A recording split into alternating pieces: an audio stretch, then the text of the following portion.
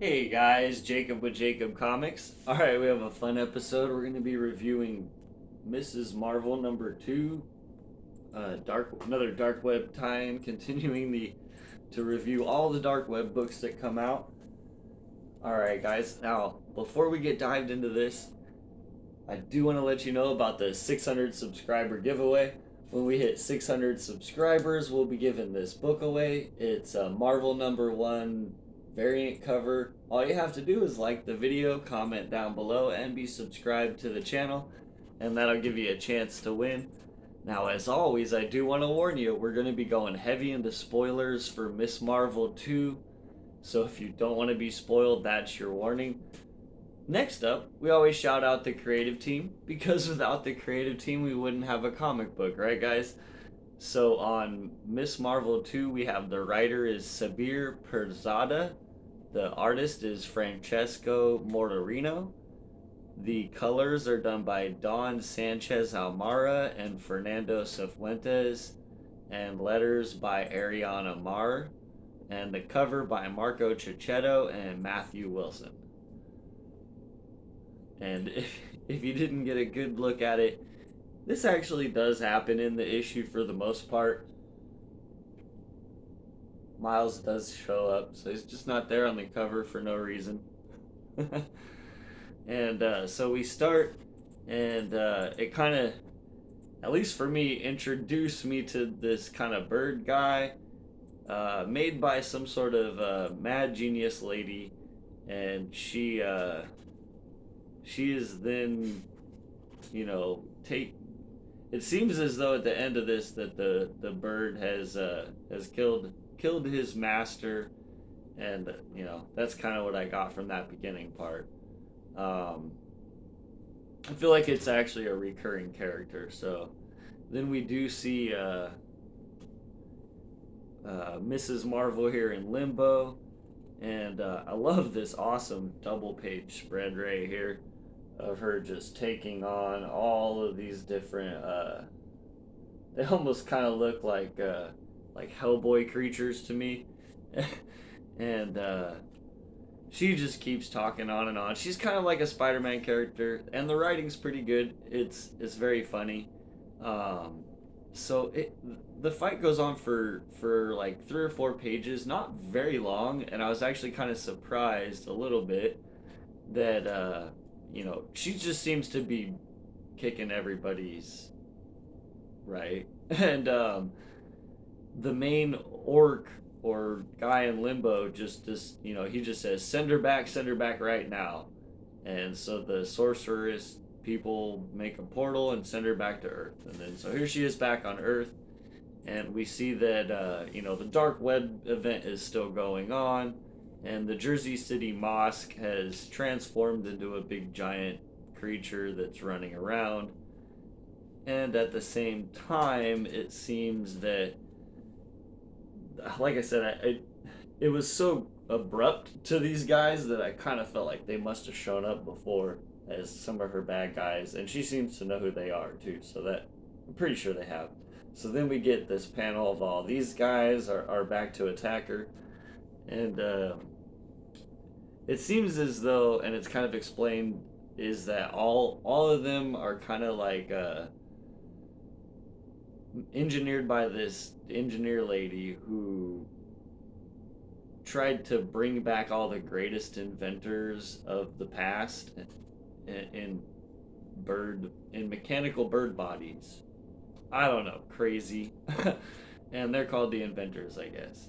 It's a bit silly. It's definitely not what I expected, but hey, the art's fantastic. And then so they're fighting. Miss Marvel is fighting the bird people, and in comes Miles to kind of help her fight these guys back, and they sort of get separated, and Miles jumps up towards the mosque, which is kind of up above the situation, to try to help save a bunch of people on the mosque, because the mosque is climbing another big giant building, and so they're trying to save them, and that leaves Miss Marvel by herself fighting these 4 bird mechanical bird people. And it takes her a little while. It seems as though the master, he's pretty powerful. He turns her into a worm. Um, Kind of reveals too that she wishes she was Captain Marvel, right, guys? And it turns her into a worm, and he tries to eat her, and he says, "What's the phrase? The early bird gets the worm." And then it seems as though this Bruno shows up and zaps him using an EMP. And so the EMP just takes him out because he's basically mechanical. And so Miss Marvel it says embiggen from inside and gets out. And so all the bird people are actually taken out by this new guy, this new character, and Miss Marvel's like, Bruno, I'm glad you're here. And he even seems to have some sort of like mechanical arm on him, like he's maybe a nerdy superhero, or we'll see, guys. I don't know. They don't give us much more than that. Just that he shows up and uses an EMP to save Miss Marvel, and then we get Spider-Man. Like Miss Marvel catches up with Spider-Man, and Spider-Man says basically that she's a hero and everyone kind of looks up to her, and he was able to help the mosque situation in her absence, but quote, and I quote, trust me, Miss Marvel, you're always going to be an inspiration to us. And then she says, Inshallah. And it says, and that's the end. So, um, my thoughts on Dark Web Miss Marvel 2, or Miss Marvel 2, whichever it is. I honestly, I don't know. I wasn't the most giant fan of this one. I felt really lost. And I'm sure that has to do with the fact that I didn't read any prior Miss Marvel titles. Because definitely you could, like I said, you could tell that those bird characters had shown up before. Um, and and so interestingly enough, it felt more like this was like the wrap up and resolution of their final battle with her. And so not having the backstory of that, I kind of didn't understand what was going on, why they killed the master. It was all very abrupt for me, and I didn't understand really, just being honest. So a lot of times you do have to think this could be the person's first time trying a character out. Maybe lead us into the stuff a little more naturally, and without overdoing it for people that have read the previous ones. At least like giving us a little bit more idea and reason why a lot of that's happening. I don't know. And then the additionally, not to knock this book too much, additionally, in the beginning, it seemed as though she was, they left us at a cliffhanger for issue 1, where she's stuck in limbo by Chasm, right? And so you're wondering, is there going to be more interaction, and she's going to be stuck there, and then Chasm's going to come and finally deal with her, and we didn't get any of that. It jumped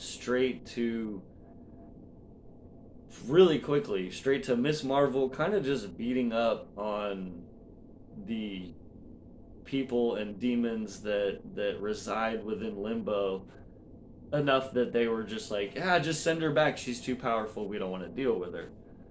And I don't know, that was a little frustrating.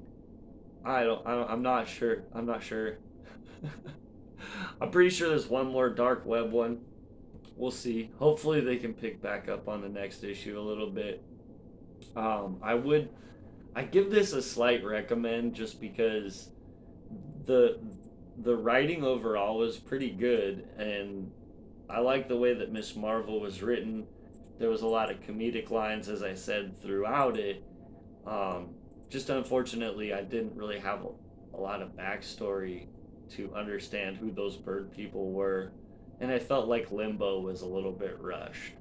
And Miles showed up too and was very rushed and takes off at the end of the book. So just kind of a lot going on in this one. Um, I don't generally do this, but the art's fantastic, and at least character wise, the writing was okay. So I give it a sideways thumb that doesn't know what it's gonna do. A super. I don't even know if I've ever given a review like this, but it's not a thumbs down because it wasn't atrocious to me, but it's also I can't give it a recommend and say go out and buy it. So it's like if you like, you know what I'm saying, if you like Miss Marvel and you enjoyed her character, then I'd say you would enjoy this. If you're not a giant Miss Marvel fan and you're not really interested in reading it, maybe if it's like a crazy good story, then this definitely isn't for you. All right, guys, that's what I have today. If you enjoy this kind of content, watch this far into the video. Help the algorithm out. Like, comment, subscribe. It'll enter you to win when we hit 600 subscribers. All right, guys, we'll see you next time, and have a great day.